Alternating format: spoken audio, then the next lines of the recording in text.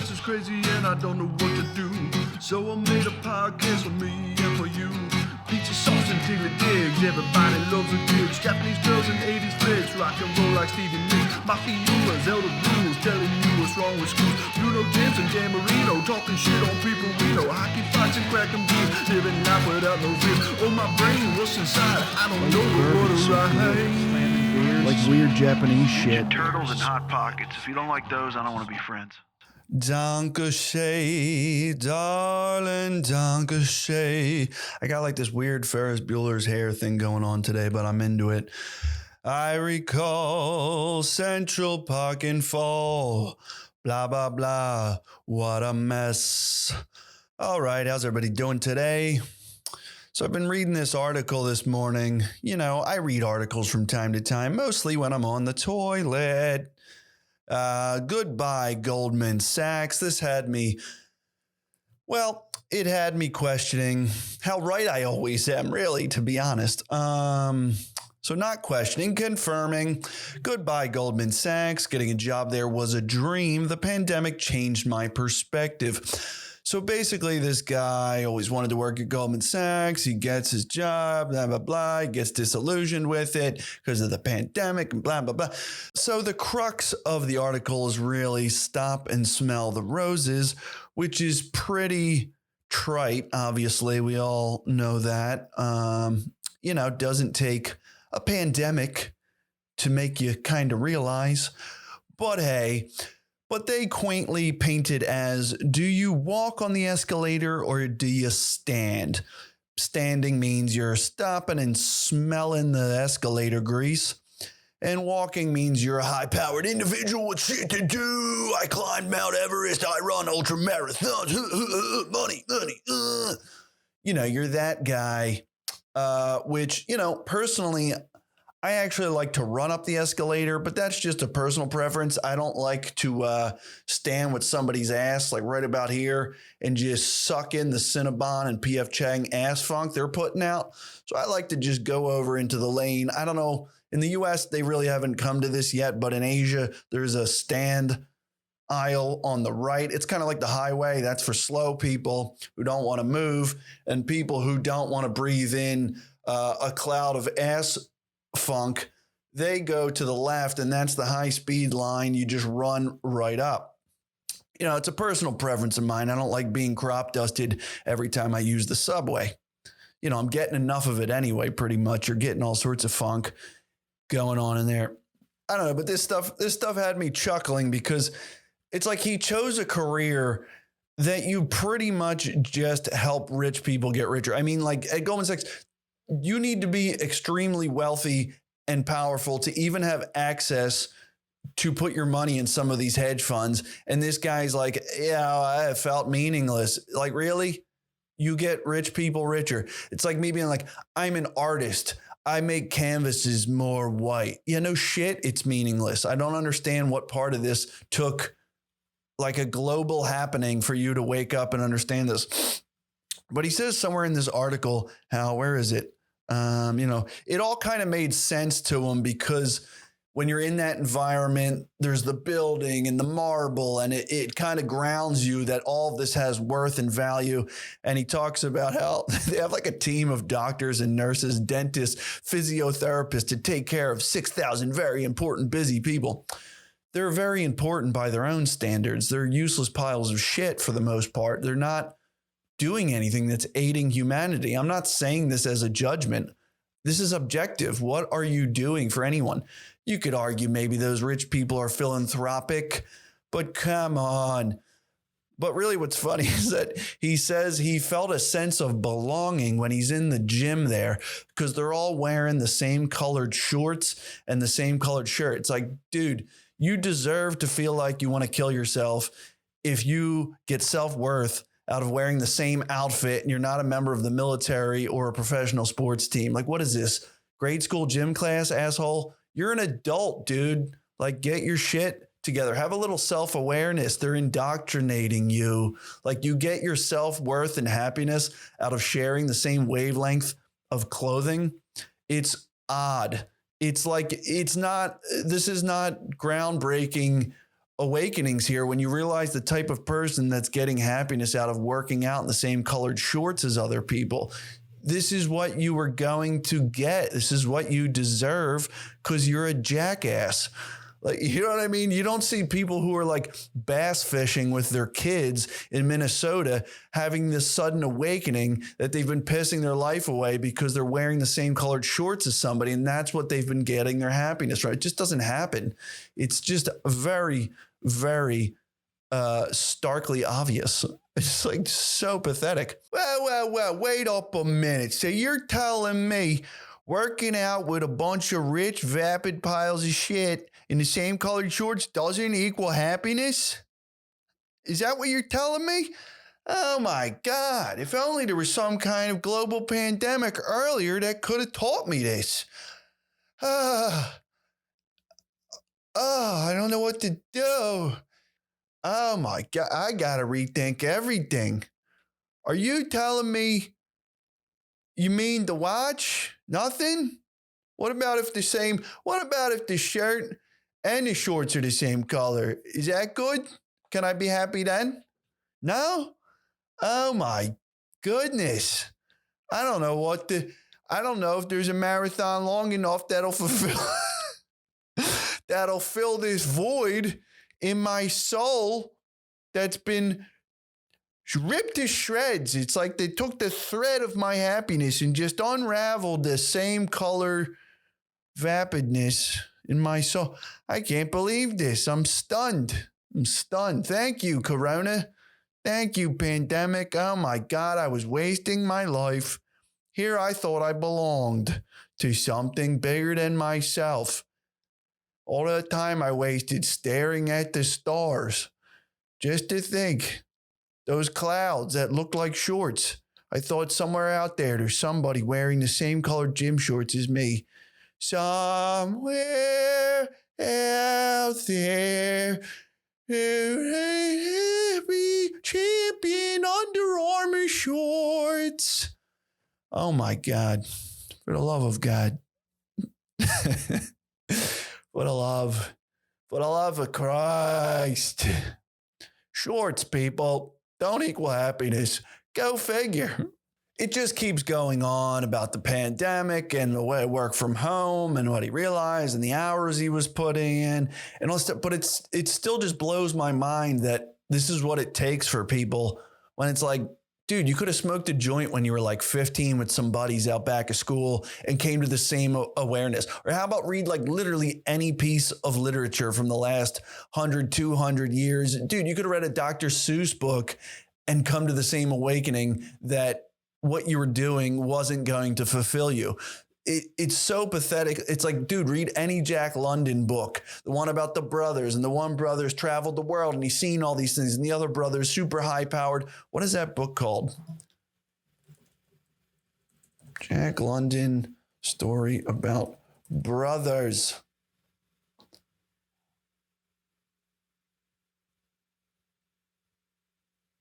Michael, brother of Jerry? I don't know. Is this it? Let me see. What's the plot? Michael, an Irish Terrier, was born and raised in the Solomon Islands. This is about dogs. Never read this one. I'm going to save this. A Jack London story about two dogs. That sounds delightful. Was born and raised in the Solomon Islands. The dog now works as a slave hunter aboard a schooner. I was almost going to say schooner, on a mission to recruit native islanders for work. Oh, shit. So it's like the dog hunts down slaves. Yo, that's some heavy shit. This is going to be good. This is the amazing thing about Jack London. You're like, oh, it's a dog about, this isn't Homeward Bound. It's about a dog that hunts down people to become slaves. Like, amazing. You're going to gain some perspective here. Like crazy. You know what I mean? Nobody thinks about this stuff. One day, the captain accidentally leaves Michael on a beach and sails away. Michael was then abducted by Dag Daltrey. This guy, he sounds like a country star. Dag Daltrey, I got a pickup truck and I drink some beer. And I got a dog that used to hunt slaves. Sounds pretty accurate. A steward on another ship who initially planned to sell the dog for money. However, later he got attached to Michael. Michael's the oddest dog now. I don't know if I'm going to be able to get through this book. And takes the dog to a trip around the world. Beautiful story. Well, that's not the Jack London story I'm thinking of. There's one where like the one brother is super wealthy and he's like a politician and everyone knows him and reveres him and it's beautiful. Then this other brother shows up and he's like a vagabond sailor. He spent his life in and out of ports and adventuring and all these things, but he's dying. So he comes back home because he needs his brother's help. But the rich and powerful brother soon realizes, I read this like 10 years ago. The rich and powerful brother realizes all these people keep visiting his dying brother and they show so much happiness and they're all smiling and telling stories and it's beautiful. And his daughter loves him. Like his daughter is enamored with him. And meanwhile, the rich brother gives his child everything and she doesn't seem to give a shit about him. I mean, this is literally like the stories that people are living today in their lives of meaninglessness and confusion about what's going on. It's like this stuff is not new. It's been addressed time and time and time again, which almost makes writing these days pointless because it's been done ad nauseum. And it's been done better than like, I'm going to do it. What am I going to do? Try to explain. I'm not going to beat Jack London, but I can make people aware. Either way, then this other brother, he's like a politician, so people respect him and they kind of fear him, but they don't love him, which is, what it's getting to. This man has lived his life and has been loved. And that is what is the greatest gift. It's not, your car, your money, your house, your whatever flashy shit you're putting on social media. It's, are you loved? Because being loved is the greatest gift. As I can say, I have great friends, family, lovely girlfriend, and a dog who tends to love me, but I think it's the snacks, so he's a piece of shit. He's a real Michael. I'm going to start calling him a Michael. That's great. But anyway, this guy could have literally read like any book. It's like you wonder what he was doing with his life. His life was probably a lot of that. Achieve. Like, why didn't you, like, what did you do with your life before you got to Goldman Sachs? Wasn't there any pleasurable experiences or enjoyment or just stopping and sitting in a park or playing chess or watching two people play chess or anything, looking at birds? Like, it's never a surprise that these people come to these terms where they want to kill themselves. It's like your whole life was geared towards a false reality, a mirage, so what did you expect? It's never a surprise, but it cracks me up still that they're basically still, going down that road. It's, hey, sure, why not? But that's the thing. Even if you weren't living your life to some greater fulfillment. Like, look, we all get trapped. I can look back and like high school was a lot of horse shit. Me trying to get the grades, get into college. Like a lot of it was garbage. And we're all realizing there was almost no worth to most of it. I mean, I'm glad I learned some of this stuff. It obviously changed the patterns of my brain, learning calculus and whatnot. It's interesting. But like, there's so many other things I could have been doing with my time and having more self-awareness of myself. But even if you didn't learn this from life, we all get caught up in the grind. Even if you didn't learn that, it's like, dude, this is the basic message being handed out by any major religion, any buddy comedy over the last 30 years. Pretty much the guy gets fired or quits his job or his girlfriend leaves him or he gets divorced or whatever. It's all there. Or how about a pamphlet that you're handed out in Chinatown about organ harvesting? Nothing says you're a meaningless meat bag like a pamphlet about organs handed to you in front of a Chinese takeout restaurant. I don't know. There were signs. There's signs out there, sir. It didn't take years of abuse and wanting to kill yourself at Goldman Sachs to learn this life lesson. It's kind of out there already. So I say this is what you deserved, sir. You run up that escalator. I don't know. I don't even understand the whole sense of belonging thing. Like that's in here. I understand it. It's like Maslow's hierarchy, we need to be belong. I guess, like I was saying, to be loved is great, but I'm talking about real love, not this sense of belonging because you're wearing the same shorts and you both drive Aston Martins and you got the same kind of watch and all, and you live in the same, not that shit. I'm talking about, true love, but I don't understand this sense of belonging thing that people always have. Like, it's like I want to do like a Sam Kinison skit, like, you already belong, you're a member of Earth. Like, you're a person, dude. You already belong. We're on a planet that's in a gravitational rotation around a giant nuclear ball of gas. Like, we're kind of all connected here. The plants, the planets, the sky, the water cycle. Like, dude, you belong. I don't understand this need to be like part of the tribe culture, this marketing horse shit of like, what's your tribe, man? You got to build a tribe. Like, I don't get that. Like, why do you need that? Like, I fundamentally, again, maybe I'm already I'm already lucky. I have family and friends and all that, but I still never seek that out. In fact, that pushes me away. Like, anything I've done, I moved from the US to China.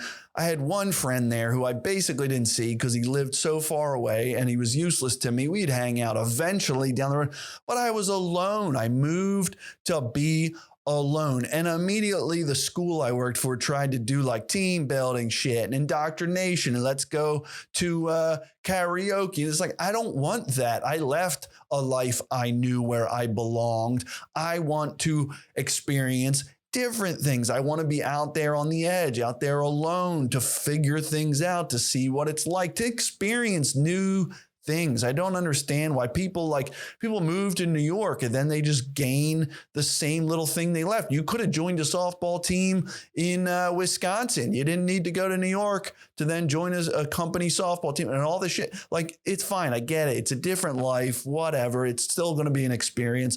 But the drive there, I don't get. Like, when I was doing comedy, immediately when I see other people doing something that I'm doing, that doesn't make me feel belonging. It makes me go, this fucking guy, this guy's into this shit.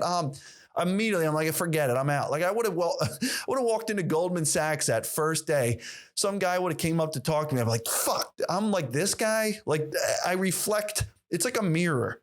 I see in him what I hate in myself. And I'm like, oh, Jesus, I got to quit. I'm going to go be a bartender or something. Like, I immediately want to get out of whatever I'm doing when I see other people doing it. I don't go like, hey, I'm like this guy.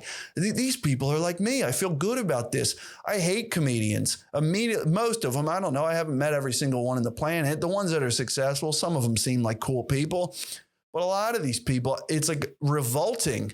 I'm like, oh my God, I don't think I want to do this anymore. And you might argue maybe you don't believe in yourself enough. It's just you copping out, man. If you truly loved it, you would push through.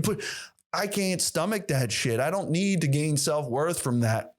I think what it is that I realize there's enough interesting shit in the world. I don't need to like hang my hat on one thing. There's always something else to get into. Like, I want to learn more about knives, or I'd love to do clay pottery. I don't know. I've never done it. It seems interesting. I've learned a bit about it from like some of these Japanese pottery. It seems like it's a good thing to be doing with your hands and you're engaged with it. Anything where you're using more than one sense, physical, touch, smell, taste, which is most things in life, really. That's why cooking is great. You're using all these things. It's for you. It's not for other people or to feel like I'm a chef. I would probably become a chef and then meet some bozo and be like, oh my God, this guy's out there. I would hate it. Like, I just want to paint in a room basically by myself. I don't want to make a painting and then show people. It's about the experience. You turn on some classic rock, some good tunes. You crack a beer off to the side, maybe smoke a little, whatever you want to do. It's beautiful. Writing, the process of writing. Of course, do you want people to eventually see your work? It would be lovely if people gain something from something I wrote or whatever.